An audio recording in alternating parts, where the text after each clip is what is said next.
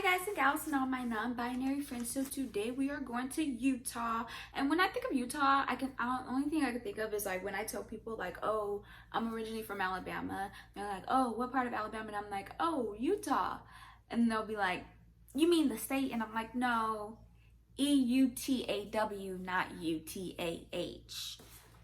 So I know that has nothing to do with the actual state of Utah, but that's what I correlate you guys with. So, and Utah has 6 electoral college votes. Abolished the electoral college. It's just a way of keeping the democracy out of the hands of the people. And it's like, how you got a democracy and you don't actually have democracy, you know?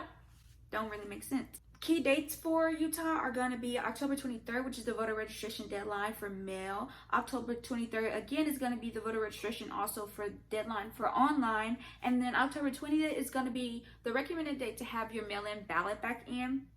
Also, October 20th through October 30th are going to be the early voting days for the general election. And then November 3rd, of course, is going to be election day. And I just want to emphasize that if we don't see all of the results on election day, it's not that crazy. Most of the times when they do call elections on election night, it's projecting, and it's because of like how far someone's winning. So because of how many mail-in ballots there are and stuff like that, it's just going to take longer for all of that to happen anyway. So just don't be like feeling like some type of way if we don't know what's going on election night.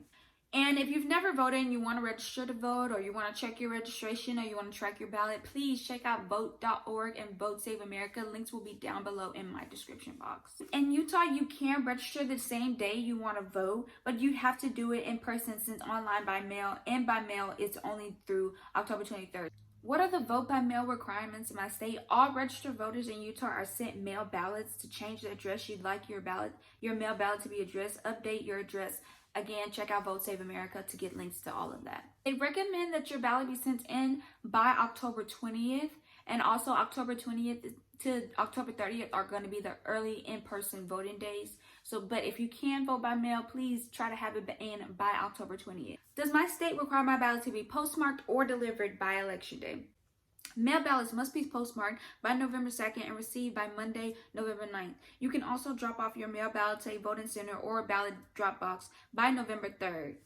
What are my non-mail ballot return options? You can return your mail ballot in person to local voting centers during early voting through November 3rd. Some counties also offer ballot drop boxes that are open 24/7, awesome, until 8 p.m. on election night. What if I request a vote by mail ballot, but I want to vote in person instead? As long as you have not returned your ballot, you can vote in person at a designated voting center. Very convenient. Of course, a lot of white people live in Utah, so of course they're making voting so easy and convenient. What if I don't receive my ballot by October 20th? If you've requested your ballot, but you haven't received it, contact your county clerk or check the status of your ballot using the tracking site. If you receive it before the election day, you can return your mail ballot in person to local voting centers during early voting through November 3rd. Some counties also offer ballot drop boxes that are open 24/7 until 8 p.m. on election night.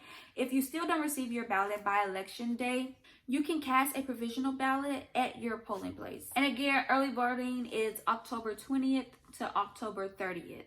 And if you are going to vote in person on election day, if you don't have to, please don't. Utah, you really don't have to, so please don't. Please don't if you don't have to. If you don't have to, please don't. But if you are, wear a mask, keep a safe social distance, you and other voters. And if you see any such people trying to intimidate, trying to coerce, trying to threaten, like the Proud Boys, call 1-833-336-8683, because that's not cool. Do I need an ID to vote in person? Yes, you do. A Utah driver's license, state or U.S. ID card issued, a Utah concealed weapon permit, U.S. passport, the tribal ID, or 2 IDs with the voter's name and proof of address will all work. If you are a voter with a disability, you have a right to register to vote and cast your ballot with accommodations. So again, check out Vote Save America for more information on that. And Utah has 15 out of its 29 state Senate seats up and all of its 75 House Rep seats up. So if you are living in Utah, please check out Ballotpedia. Link will be down below. Utah has 1 Supreme Court seat up and 16 intermediate appeal court seats up for re-attention elections. So again, check out Ballotpedia. Link will be down below for more information on those judgeships. Love a good ballot measure, and y'all have 7, so we definitely gonna have some interesting ones in here, I hope. Constitutional Amendment A makes language in the state constitution gender neutral. They, them, there. We love to see it. Constitutional Amendment B specifies that qualifications of a legislator apply as of the time of election or appointment rather than the time a legislator assumes office. A vote yes supports the constitutional amendment to specify that certain qualifications of a legislator, such as age, apply as of the time of election or appointment rather than the time a legislator assumes office. Constitutional Amendment C repeals a constitutional exception on the ban of slavery that allowed for slavery and involuntary servitude as punishment for a crime. Some other state had this going on. I think it was Nebraska. Yeah, it was Nebraska who's doing the same thing. That's amazing. Utah and Nebraska, shout out to y'all. It's government, federal government has not done that since in our constitution. And the 13th Amendment definitely has a loophole where it says that slavery is legal if it's used as punishment for a crime. And that's some bullshit. Better late than never, I always try to say. Constitutional Amendment D specifies the circumstances under which a municipality may commit water resources or supply water outside its boundary or exchange water resources and revise provisions surrounding municipal water rights. Okay. So basically, they're saying if someone has an overflow of water, they'll be able to go beyond their just borders that they control and give that water to some people if they need it. They can charge reasonable rates to companies that want to buy water and so on and so forth. If you got Constitutional Amendment E creates a state constitutional right to hunt and fish for Utah residents. You got some hunting you want to do? I don't know, man. Like, I don't got a problem with people hunting, but like, are y'all just hunting to hunt, or are y'all trying to like eat? You know, at least go on a camp tree and eat that shit. Or are you just killing these animals just to kill them? That's my only point. Constitutional Amendment F provides that the legislature may set the session start date in state statute, excludes state holidays from the limit of numbers of day in a session. A vote yes supports allowing the state legislature to set the January legislative session start date in a state statute.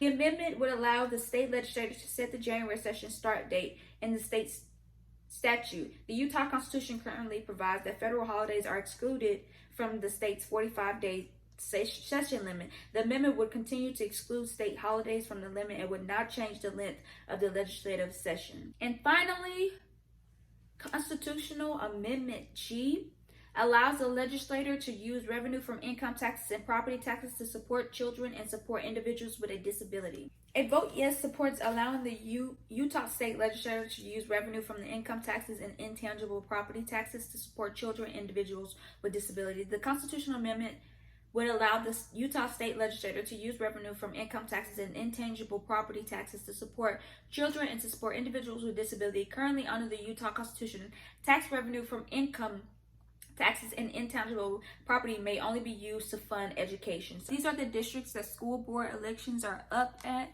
So please, again, check out Ballotpedia down below to get more information on these school board elections if you are living near these schools or have children that go to these schools.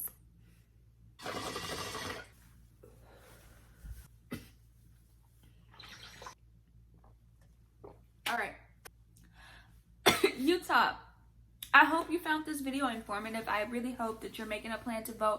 I really, really, really hope that you're thinking about running for office in the future, because it takes all of us to make this work for all of us. And that means not only voting every 4 years, but voting every time there's something on the ballot and doing that civic duty of serving your community in some way, shape or form, whether that means joining organizations that are already doing the work on the ground in your community, or community organizing yourself and doing, again, that civic duty of just running for office. Don't count yourself out. Don't tell yourself that your voice doesn't matter, because it do. And don't let them take away your voice and take away your hope. With that being said, please take care of yourselves, take care of each other, wear a mask, wash your face, wash your hands, wash your ass, and don't be an asshole. Bye.